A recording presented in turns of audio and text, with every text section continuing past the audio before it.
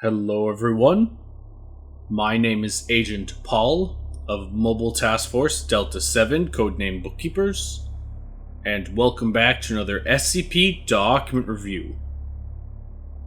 And the SCP we will be reviewing today is SCP-8999, Level 3 Confidential. Containment Class, Euclid. Disruption Class, Ecce 4. Risk Class, Danger 4.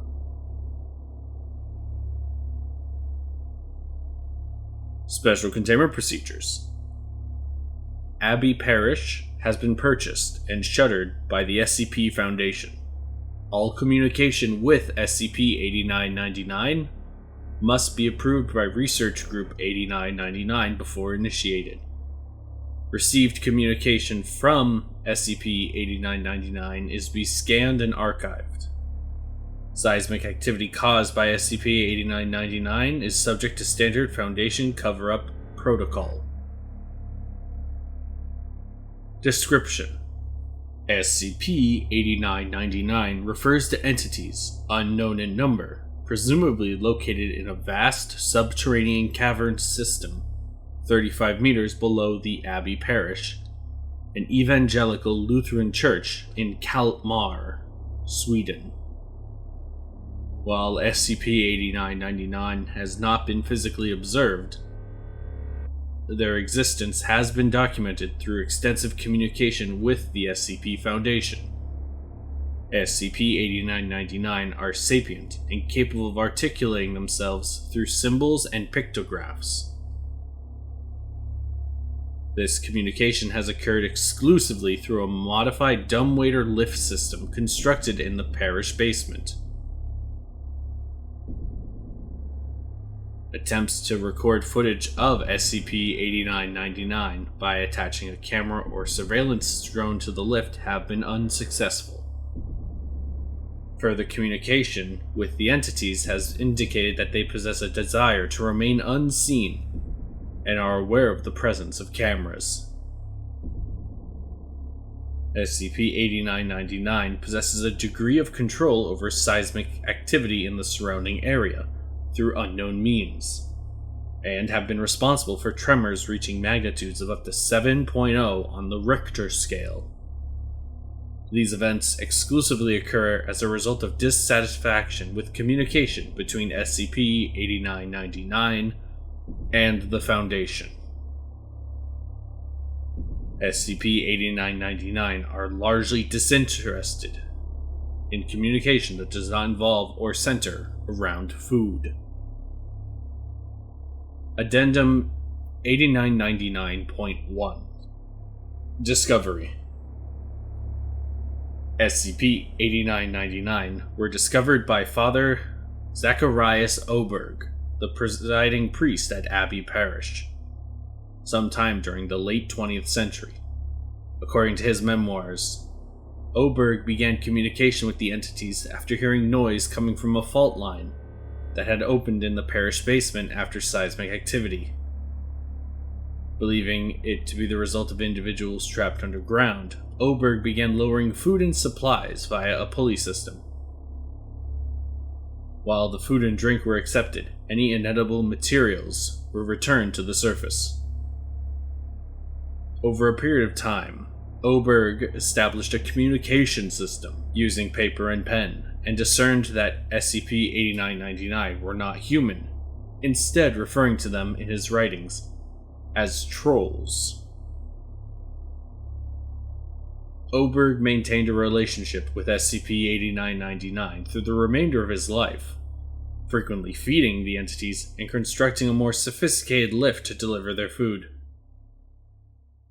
On September 18th, 2023, Oberg died of natural causes. In his last memoir, Oberg entrusted the care of SCP-8999 to his nephew, Emil Oberg. An excerpt, translated from Swedish, has been included below. It is through my faith in the Lord, the Shepherd, and his flock that any worries are put at ease. God's grace shall continue to uplift this humble rock as a beacon of love, kindness, and generosity, even without my presence. And to Emil, my beloved nephew, keep in mind those who live beneath our feet, as they are God's creations as well. Please take care of my dear trolls. They are not Christianized, but I would read passages from the Lord's book to them, and could feel their spirits quelled. They are quite intelligent and receptive to simple symbols, such as the question mark and the arrow. However, their appetites are ravenous and particular. I have left detailed instructions on the recipes I have prepared for them throughout the years. My judgment has led me to believe that it is in their best interest to be fed on a light diet of fruits and vegetables, which they cannot find underground. They have shown great appreciation for this nourishment, though remain particular in its preparation and presentation. Please consult the instructions I have prepared for you.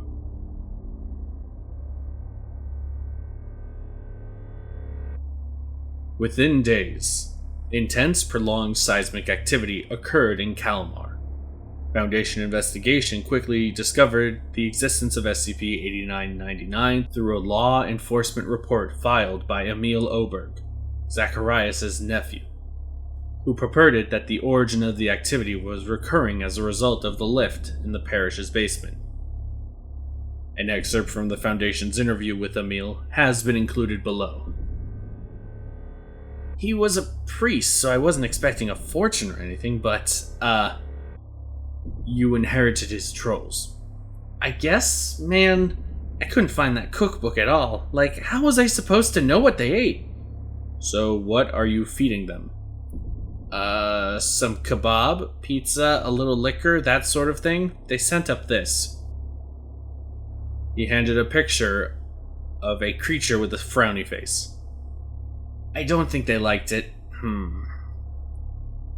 I don't even know what they wanted. I sent down some fruits like he said, but they sent those back up too. I guess that's when they realized something was up because the earthquake started right after. I'm really sorry, sir. I've never fed trolls before. That's quite alright, Emil. Emil Oberg was amnesticized, and following cover-up operations of the seismic activity in Kalmar, the Foundation seized Abbey Parish and began communication with SCP-8999. Addendum 8999.2 Communication Log. The Foundation established communication with SCP-8999 on September 24th, 2023, using drawings and symbols that were sent down via lift. Using drawings and symbols that were sent down the lift via paper. A sheet of blank paper and a pen were also included to prompt a response. A log of significant interactions between the SCP and the Foundation has been included below. September 24th, 2023. The Foundation sent a picture of a question mark. The SCP returned a picture of them with an open mouth and an arrow pointing into their mouth. The Foundation responded with a circle around the arrow pointing in the mouth and a question mark. The SCP sent a picture of an oval-shaped object. The Foundation responded with a question mark and an arrow pointing at the oval-shaped object. The SCP responded with another picture of an oval-shaped object. After some debate among researchers, it was determined that SCP-8999 were requesting an eggplant. A bundle of eggplants were sent down the lift. They were promptly sent back to the surface. Minor seismic activity occurred shortly after. September 25th, 2023. The Foundation sent down a picture of a question mark. The SCP responded with a picture of a priest with a question mark. The Foundation sent down a picture of an X. The SCP responded with a picture of one of their faces and a question mark. The Foundation sent down a picture of the priest with X's over his eyes and a skull on the page. The SCP responded with a frowny face. The Foundation responded with a frowny face. The SCP responded with a picture of them with open mouths and the descending lift. The Foundation responded with a picture of a question mark. The SCP responded with another oval-shaped object. As the Foundation was unable to determine what SCP-8999 was requesting, the entity was presented with a variety of choices. September 26, 2023. The Foundation sent down a picture of an eggplant, a loaf of bread, a sweet potato, and a banana. The SCP responded with an oval-shaped object. A platter of the above items, alongside several other similarly shaped foods, were delivered to the SCP.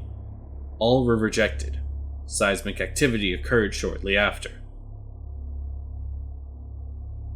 The Foundation sent down a picture they had already sent. One of these creatures with the open mouth, arrow pointing in the mouth, circled the arrow and included a question mark. The SCP responded with an oval-shaped object. The Foundation has put an X over the oval-shaped object. The SCP responded with a frowny face. The Foundation asks, "What would you like to eat?" by resending the initial image in this communication. The SCP responded with a square. Communication with SCP-8999 was paused in order to better assess its requests. A variety of foods were tested and met with rejection and subsequent seismic activity in the following weeks. On October 17, 2023, SCP-8999 initiated communication, marking the first time it has done so. They sent up a picture of a frowny face. The Foundation responded with a question mark. Entity responded, asking, "No food?" Foundation responded with an oval and a square X'd out and a question mark. The SCP responded with a question mark next to a triangle. The Foundation puts an X over this drawing. SCP-8999 were provided a box containing a collection of images of a variety of foods and objects, and were prompted to choose among them. The images were returned without communication. Seismic activity continued, intensifying in magnitude.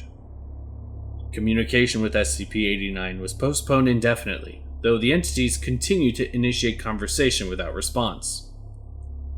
On October 23, 2023, the SCP sent up a frowny face, and then a picture of an oval-shaped object 3 times, and then proceeded to send the same picture up 553 times. Those repeated communications have been excised from the document. In an effort to stop the intense seismic activity, SCP-8999's head researcher, Dr. Perrielli, offered to travel down the lift and attempt to further SCP-8999's communicative ability. As the cover-up of seismic activity proved costly for the Foundation, and little headway was made in determining their desires, Dr. Pirelli's request was approved by his Site Board of Experimentation. On October 28, 2023, Dr. Pirelli descended the lift. Boxes of communicative tools were sent down immediately after, including pictures, graphs, and writing utensils. Communication with Dr. Pirelli was lost shortly after his descent. All communication with SCP-8999 ceased for 3 days.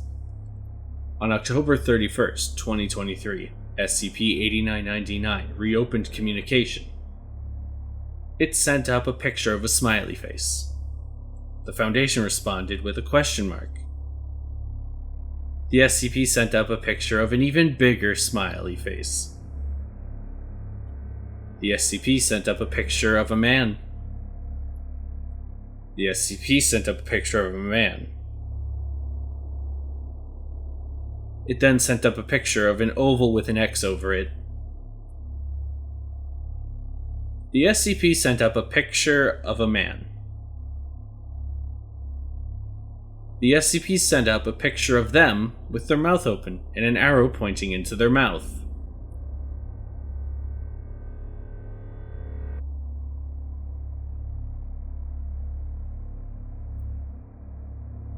And that is it. We may have accidentally given them a hunger for human flesh. Oh dear. Going to be adding this location to my not to visit sites.